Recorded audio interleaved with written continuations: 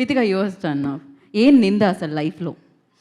పెళ్ళైన తర్వాత రోజు నిందలు పడతానే ఉంటాయి. ఓహో, మా ఆయన కూడా అదే చెప్దాం అనుకున్నారు. So same answer.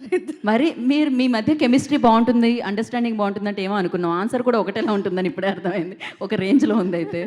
Yeah. So రోజు ఎలాంటి నిందలు? ఉప్పు తక్కువైందని, కారం ఎక్కువైందని? మా అత్తయ్య వాళ్ళు అమెరికాలో ఉంటారు కాబట్టి ఫోన్ చేసినప్పుడల్లా వితిక వంట చేయట్లేదు, ఏం చేయట్లేదు. మొన్న కూడా ఒక వీడియో చేస్తే దాంట్లో కూడా అదే చెప్పారు. సో అవి నిందలు పడుతూనే ఉన్నాను నేను గత 7 ఏళ్ళ నుంచి. ఇప్పుడన్నా కొంచెం చిన్న చిన్న నిందలు. వైఫ్ అండ్ హస్బెండ్స్ అన్నాక అవి కంపల్సరీ ఉంటాయి కాబట్టి. మిమ్మల్ని ఫిట్గా ఉంచడానికే ఆవిడ వంట చేయట్లేదు బేసిక్గా.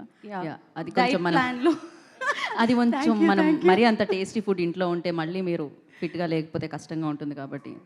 ఐస్ లేడీస్ చాడీస్ అదే కదా. So thank you Vithika. And మీరేమంటారు వరుణ్? నింద, ఈ నింద ఓకే, ఈ నింద మేము June 21 చూస్తాం థియేటర్లో. అసలు మీ మీద పడిన నిందలు ఏంటి? నా మీద నిందలు చాలా వేస్తుందన్నమాట తినే నా మీద. ఓకే. అంటే బేసిక్గా మా మమ్మీ డాడీ యూఎస్లో ఉంటారు కదా. సో తను ఊరికే కావాలని ఎప్పుడైనా బోర్ కొడితే మా మమ్మీ డాడీకి ఫోన్ చేసి ఏదో నేను చేస్తున్నాను అని ఇట్లా సందేశ్ నన్ను ఇట్లా తిట్టాడు. ఎందుకంటే అప్పుడు వాళ్ళు ఫోన్ చేసి నన్ను తిడితే తనకి అదొక ఆనందం. అది ఇలా చేస్తూ ఉంటుంది. ఎస్, సాధించాం సంథింగ్ అని. ఓకే. అది ప్రేమతో కూడుకున్న కొంచెం అలాంటివి ఏదో అంటే చిన్నప్పుడు అంటే నేను సమ్మర్ హాలిడేస్ అప్పుడు ఇక్కడికి వచ్చినప్పుడు నాకు గుర్తొచ్చింది.